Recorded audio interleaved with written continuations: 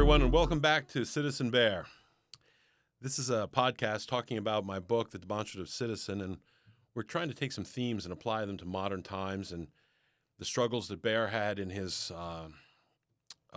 fight for his rights, liberties, and other things in a dystopian time, which unfortunately is becoming a little more real to some people. And I think we want to take that and take a look at it and have some thoughts out there and maybe bring that to a consciousness, maybe if that's something we can all expand on. But first, before we get started, I want to talk about, well, first I want to talk about faith. The topic for today is faith in the Republic, and we're probably going to run this topic for a couple of episodes because I want to really dig in deep. And today we're going to lay the foundation and talk about some of the basics to kind of frame this conversation a little bit and start moving down the road with it. But before I get started on that, I want to start, and I've been talking through some of the last episodes, I've kind of had this outtake where I've kind of talked about the importance of language or something that's going on in our society, and I'm kind of forming that into more of a segment now. And right out of the gate, I want to do this because, I think it's important. I want to kind of call this, calling bull. And what I want to call bull on today is the rhetoric, particularly from our politicians, on political violence. And we've seen this recently in political violence from the shooting, I think it was in Minnesota. Really, really frightening stuff. And certainly it takes place on a fringe, but that's not really the point, is it? The point that I want to talk about are some of the things that I saw, and I watched the politicians line up and kind of start voicing their rhetoric. And the great line that I saw there is that they all smile at the camera and tell you that political violence is never acceptable and that kind of thing. And I understand the point, and certainly we don't want political violence, right? But I'm not sure that's really the point, is it? It's not really helping the matter at all. As a matter of fact, I think you can kind of say no kidding. Really? I mean, political violence is not acceptable. You can't go around shooting people for no good reason. You can't fulfill a deep-seated psychopathic need to hurt someone and use that as an excuse. I'm sorry, and that is what this fringe is about. And frankly, these people are in every aspect of society, and we have to watch for it. It's not a gun issue. It's not a political issue, really. It's a fragile issue where people are cracking under the pressure of so many of the issues that are going on in our society, and we have to try to help people. We want to be a little empathetic towards them. In a hometown where I have, well, not my hometown, my wife's hometown, there's a large bridge, and just somebody jumped the other day. I mean, it's heartbreaking. I mean, people are cracking under the pressure of a lot of things going on in our society, and we're looking to our leaders for some serious action, and just simply getting up and talking that this is not acceptable isn't really leadership. It's a lack of leadership. And I think we have to start with the concept that these political leaders, in many cases, are promoting this violence. They are at the heart of this. And we are watching this go on in our society. In what I call a neo-Marxist or Marxist movement in the far left, but it is rampant now in the political theater. And I think that even worse, we have political leaders who want to hide behind laws and want to hide behind, faith and everything else to say that they can't do anything or that they just condemn it because that's the best they have to offer. And that's not really acceptable either. We've watched political violence against candidates in a variety of forms and against supporters of candidates and people in the political field. We watched it in lawfare, where, Donald Trump was attacked time and time again in unbelievable manners. Whether you like him or not, that's not how we do business. We've watched, I just heard the other day, I believe it was a congressperson from down south a little bit, calling for the beheading of Donald Trump. Can you imagine the beheading of a president? This is political violence. We've seen, frankly, the former president, Joe Biden, talking about his political opponents as terrorists and as a threat to democracy. And that we were at war with. Can you imagine the President of the United States saying that about people, that they're at war with them? Good God, man. These kinds of things, they disgrace the political arena, and they really minimize it. But to the fragile in our society, it is a green light. And I think it's very intentional sometimes. They want to gaslight people. They want to green light people who are on the fringe. And they promote this. The former vice presidential candidate on the Democratic Party, Tim Walz, initially wrote a statement out in the public arena that praised the shooter in this last act of political violence. Can you imagine? He had to take it down, and he pulled it off the web. But I mean, who does that? That is an endorsement of political violence. And even if you want activism and you want violence, good Lord, man, that is not helping the situation. So the politicians in our country need to police themselves, and standing up and saying that political violence isn't acceptable isn't really cutting it. I think that when we get down to having this kind of political violence, we have to look to our leaders to show serious leadership in this issue. And the first thing I think they need to call for is, you're a member of Congress or you're in the political arena and you make a statement like beheading the president or taking kinds of actions like this, then you need to be removed from Congress. I'm sorry, that's an ethics issue. You lost your seat.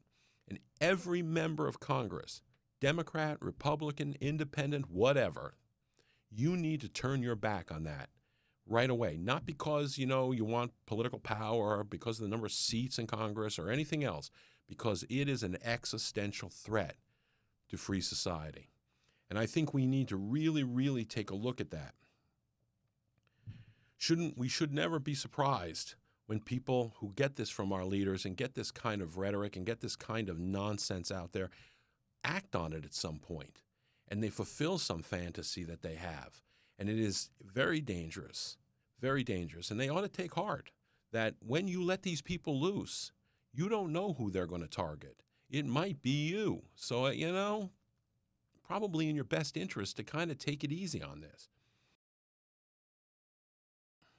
I think one of the things that I want to really also, we have to return to a level of civility in this country, and we have to get back to being a little more caring about who we are and what we're about. If you can't care for each other, then you need to learn to care for the society, the constitutional republic that we live in.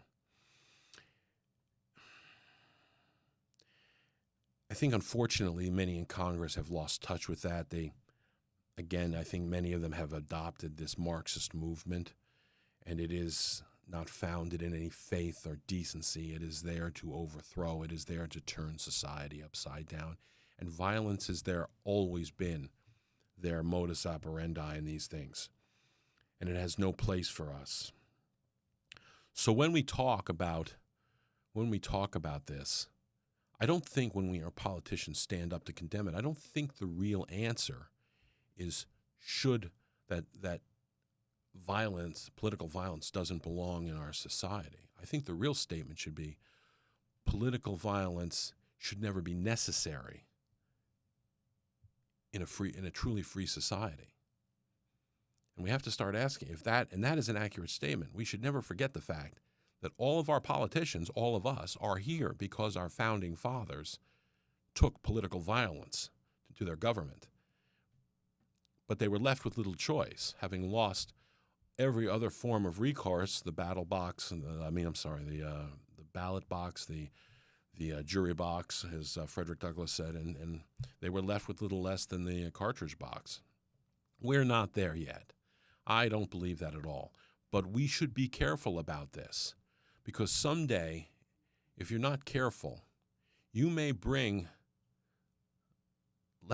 move from the fringe elements, people who are about to crack. You may start bringing that to the majority, to the center of our country, and you don't want that problem. We don't need to blame Democrats, or we don't need to blame Republicans. We need to blame a movement maybe within the Democratic Party, but we need to get on with a little more civility. And I think it is the responsibility through ethics and through laws that our political leaders need to stop promoting this hands down. So with that, I'm going to end. I'm calling bull on the political environment on that. I want to get onto the topic of faith in the Republic. Let us begin to frame the discussion about faith in the Republic. And this is going to talk about what I just called bull on, because I think it's important that our actions speak louder than our words. In the book, I refer to this as the combined journey of faith and citizenship. Free society, our constitutional republic, and the nobility of the common man are all founded in our choices and how we act on those choices. Christianity, above all other faiths, is also based on a profound choice. Now, at this point, I want to take a step back and I want to just talk a little bit on Christianity and the Republic. And I'm not trying to minimize any other faith by any stretch of the imagination. As I've said in the past, there are many paths. I truly believe there are many paths to enlightenment. There are many paths up the mountain, if you will. But as a Christian, I do believe that all of those paths eventually end up with Jesus Christ, for the simple reason of redemption and grace. But that is a larger, different discussion. But by no means am I minimizing any other faith. But there's a reason that I want to start talking about Christianity. Because Christianity was a founding doctrine within this country long before the Revolution, going back to the Pilgrims and beyond. And it has always been many of those pillars, those imperatives that are part of our founding fathers came forward from the Pilgrims and came forward from those early settlers in our society. Certainly also our founding fathers are highly influenced by philosophers like John Locke and other people, but we really want to talk about how Christianity was an influence in our society and became that. And it's an important distinction to look at Christianity in our society.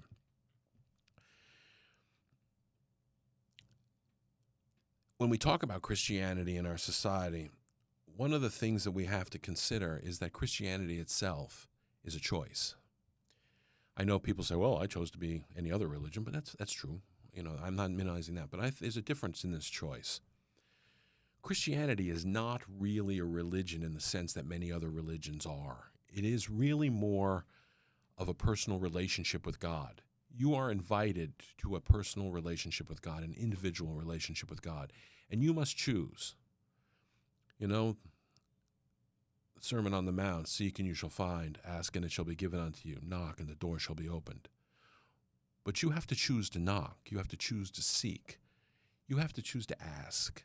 You have to walk through the door when it is opened. And that is the beginning of the journey of faith. And when you can do that, you're allowed to openly do that and freely do that in free society. And that is a good thing. And you can do other faiths too. Our founding fathers and the people who originally, like the Pilgrims who came to this country, who were evading religious persecution in Europe, certainly understood how important it was to have religious freedom. And that carried forward into the founding of our country. And there's another reason that we'll get into in a minute. But it is very, very important that we think about this as a choice, and that Christianity had this great choice. As we choose to live, as we have many choices within free society, we are free to make choices as we go forward in life, who we want to be, things we want to do, how we want to live. We have a great deal of openness in our society. And all of these things are choices, including our choice for Christianity. And that personal relationship with God as we go forward and entering into that relationship with Jesus Christ. When we walk this combined journey of faith and citizenship, we have both choices on both sides of that, and they influence each other. And this is really the next step in getting into when we're talking about our choices and the principles that we get in, because I want to move into the choice. As how do we make those choices? What are those choices founded in, though, both spiritually and in society? And I think this is one reason that Christianity is so profound for free society, is in the fact that Christianity is the antithesis of authoritarianism. It invites you to choose. It invites you to think. It invites you to grow, to interact, to fail, to come back. And it invites you to take your ideas and take them out and talk about them openly and invite others into that concept, into this faith. Religion for Christianity is really just a tool that we use to worship, to grow in our understanding, to grow in our faith, to grow in that personal relationship. But the personal relationship, that choice, is really what we're talking about here. And so we have to we look at that, and for a great deal of reason, this reason particularly, Christianity is a very, very anti-authoritarianism. And I think it has been always one reason that authoritarianism has attacked Christianity throughout the ages, is because it is so contrary to authoritarian rule. It puts God above that concept. And in free society, we don't put government above that. We put it as a necessary tool for living freely. And and we bring our personal ideals to the table as we start moving through our life and making our choices as an influence. This is where I want to go next, is what are those choices and the separations with church and state and stuff like that. By no means should we consider that the United States is just Christian. All faiths come in, and this is the part where I want to kind of drop the Christianity and kind of enter into that faith concept, because there are universal principles, there's a lot of things, but I want to talk about faith based in love. And here we talk about morality, the morality of our society.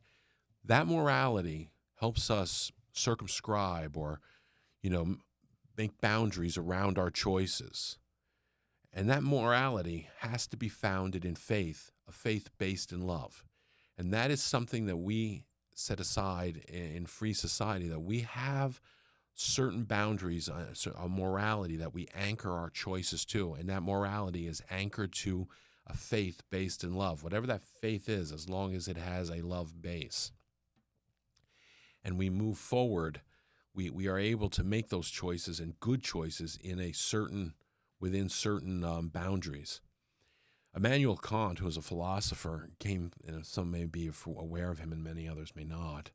He's worth a read, he's worth looking into. But Immanuel Kant talked about moral imperatives, and certainly free society has a great deal of moral imperatives that we put forward. And I think that one of the things that Kant talked about, and we're not going to do a deep dive on Kant today, by the way, but Immanuel Kant talked about how when our moral imperatives are grounded in morality, they make for pure reason. They equate to pure reason. And reason is valuable in a free society because we are rational. We want to work things through in a rational way without being violent, without just knee-jerk reactions. And I think that we can look to that concept that Kant is putting out there in this conversation that I'm talking about, is that when we have our morality, it has to be based in something that is love-based in faith. Christianity and other religions that have that concept within their text and within their philosophy. I'm often amazed, Christianity also has another piece, to step back here. Christianity has another foundation to it, though, and that is courage. It takes a lot of courage to have faith in this world and to go out into the world and try to live and act on your faith, and to have that faith out there as best you can, and to also talk about your faith openly and wear it on your shirt sleeve, regardless of what your religion is. That faith is important. It is a grounding principle to you. It is an anchor to your morality, and therefore it is an anchor to your choices. And you should wear it openly, and it takes a great deal of courage to do that. And yet sometimes I'm shocked that how many people use Christianity or use religion, faith, to hide from the truth. And when faced with reality, they can become incredibly violent, incredibly mean-spirited in order to hide, to continue to live in denial about what is happening in their world. And that's something we should all be very careful of. We should never use Christianity or any other faith or our morality or even the laws of our country to hide behind in order not to act, not to wear our faith on our sleeve, not to use our moral imperatives, not to own them and to act upon them, because choices mean very little if we do not take them, if we do not act on them, if we do not live them. And sometimes in our society, the hardest sin of all to accept is a lack of action. The ability that when people won't act, they talk. They talk about law. They talk about impropriety. They talk about sin. They talk about all kinds of stuff. But they're unwilling in their own life to act on it, to make a stand, to propose legislation, to, when you're in Congress, to stand up in a crowd and say, this is kind of unacceptable, really, or even when you're in a classroom and saying, I kind of, or a break room or anyone else saying, that's really not what I like or believe. I'm not sure I agree with that, and this is why. It's hard. It is very hard, but it is important to our society. It doesn't have to hurt people's feelings. It doesn't need to be mean-spirited. But if we start talking about and enacting on our faith, and we start talking about caring for each other, maybe there's a little better way we can go forward, a way that we've kind of gotten lost from. And we have to keep in mind, and I hate to harp on this, but I do strongly believe that there is this Marxist movement within our country, and that's something that also takes place within the book, that we see, Barris and his followers are very much forced to deal with a society that is undecided and unsure of where it wants to go. And he is caught in a very difficult place, and he has to fight back against many different aspects in his own country, and he never thought that would happen. And I have to say there are many very wise people, forward-looking people, who have written books on the fact that the next great war in our world will not just be a war of between nations, but a war of ideologies within nations and between nations, what Vladimir Putin once called everyone fighting everyone. And it's a scary, scary thought. And Bear lives that nightmare a little bit in this book, but through the course of it and through the course of his actions and other people's actions, they unite people behind them, and the country does eventually become united in one motion towards reaching a goal where we should be as a free society through consensus and standing together. We have to be careful, and like I said, I really do believe that this Marxist movement in our country is very, very much looking to disarm and pull our country apart. And one of the ways they do that is they attack faith. They eliminate faith on every level, every faith. It's no good, they tell you. They'll turn it upside down. But by doing so, they set morality adrift. And they then attack morality. They attack the moral imperatives of a free society. And then eventually, all of free society is adrift. It becomes something that is just a wrong philosophy, a bad thing. And we have to be careful about that and really think about what we're giving up. We can't allow our moral imperatives to be turned upside down. And if we are going to make changes, we need to understand what those changes are. Not just that what we do is bad, but what are we getting that's better? And I don't see where anyone really ever explains that. In place of that explanation, we usually end up with some kind of violence and hate speech and everything like that. And that's the sign that we really don't have anything better. We're just looking to turn your society upside down. And eventually they will take your moral imperatives and turn it into a society that everything is invalid, and that is the open door to the authoritarian. And the authoritarian will come in then, and he will there will be no more moral imperatives. And while free will can never be taken away from us entirely, I do believe that it can be severely impaired. And our choices can be deeply, deeply restricted and challenged, and our lives will be eliminated. Our moral imperatives will no longer exist. Our morality will no longer exist. We will just simply be told what we believe and what we don't believe, and what is right and what is wrong, and you will follow it, or you will end up in a boxcar.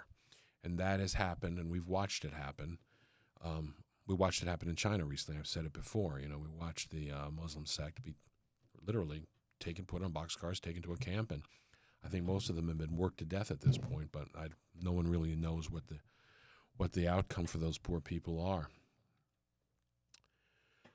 So I think that we've talked about a couple of the founding ideas with this, and I really want to take a little bit more and take just a quick back walk and say, when we're looking at a free society, I think you have to look at what that society is grounded in and why do we make the choices we make and how do we make those choices. And I think at the very foundation, the cornerstone of that is faith, and is faith based in love. That is the anchor for the morality and the choices we make, so that that morality circumscribes and anchors our choices, so we do not go too far, and we can use that as a guiding light. Certainly in our society, we have had a history in free society and throughout the world of not always having the right view, and that's one reason it is so important that when we get on a self-serving or a wrong track, that this is a journey, and we must work effortlessly, and we must engage. Talk doesn't always solve it. There is a need for action, and action can be powerful, and it can be scary, and it's hard. It's easy to be in denial about it sometimes because it is so big and so frightening, the implications to our world. But then again, the price of inaction can also be desperately scary and desperately critical to damaging to free society and how we proceed. It can be inaction can damage the journey itself, and we're seeing that. As long as we can continue that journey and we can continue to grow and we continue to have faith and free society working together, we can continue to walk towards a common place and do better. And I think that is a very, very fundamental principle of faith. I want to take a couple minutes and I want to read you a portion of the book that talks about this, and then we're going to wrap it up, and I'm going to talk a little bit about the next segment, next episode. And again, we're going to get on with a little bit deeper into the faith topic. The purpose of this conversation was to kind of get there. This is from chapter 6, the beginning of chapter 6. My friend Bear is lamenting a little bit. Within my heart, I cannot believe that a system derived without faith can or will ever raise mankind to a greater good. History has proven this time and again. Through God, we find grace in our life's journey. It is in this grace we find the ability to struggle with the paradoxes and contradictions inherent to life. Here, reason often fails us, and we are left with faith to proceed as our guide. In this moment, love grows. While I believe in reason as a powerful expression of our spirit and a powerful tool in our lives, it is equally folly to believe that we possess the faculty at this moment in time to comprehend all that is, all that was, and all that will be.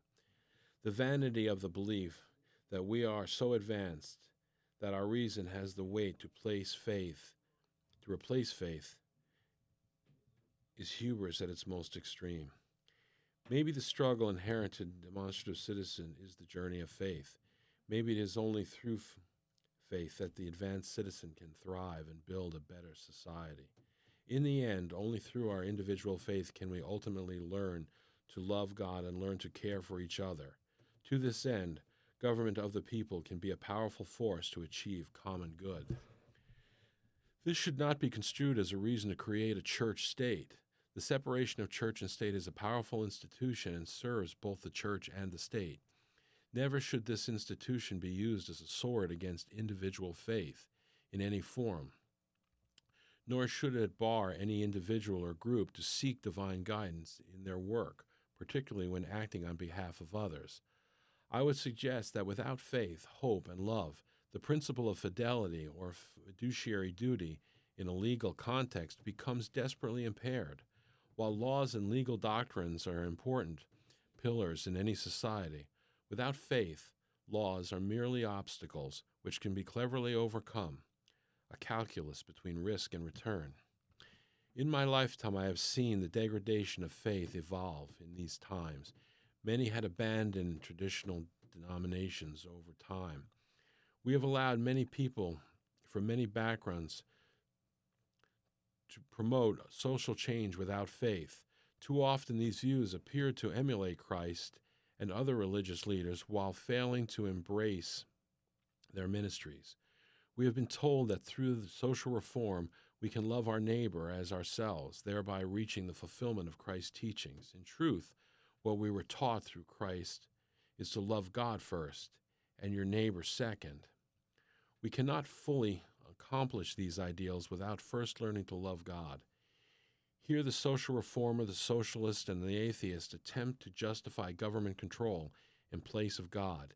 They tell us it is only through government control that we can find equality, fairness, and ultimately find solutions to our global concerns, when in truth, the answer to all these has always lain within our own hearts.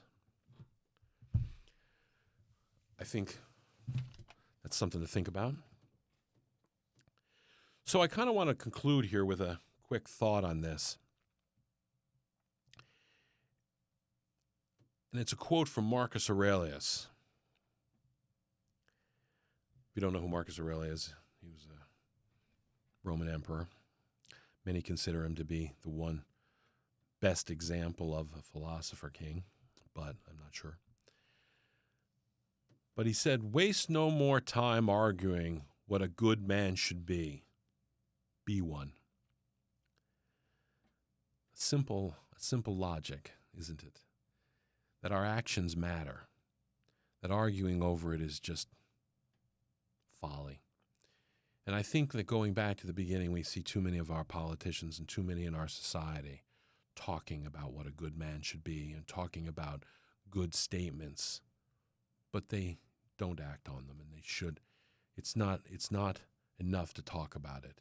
Be a good man. Be a good woman. Emulate who you are and act on it. Do not let your words speak for who you are. Let your actions speak for who you are. That is free society. Our actions and our choices matter. So with that, I want to continue this topic, and I want to dig a little deeper, get down into the foundation in the next episode, and I want to continue on with faith and citizenship and faith in our society. And I think this is a powerful topic. It's one that's close to my heart, and I want to get a little more into the concepts of not just Christianity, but of religion in general and faith within our society, and have it come back and go a little deeper dive on who we are and what we're about, and maybe talk about a few examples on that and how some of that relates within the book. And we can talk and like I said, take a deeper dive and go into a few more examples of, these kinds of faith. And it may even cover 2 more episodes as I move forward. So I'm really excited about this. I'm looking forward to talking about it. This was a foundational day, and we're going to move on after this, but I want to take these principles and now spread them out and look at them a little more in depth. So until next time, thanks for watching.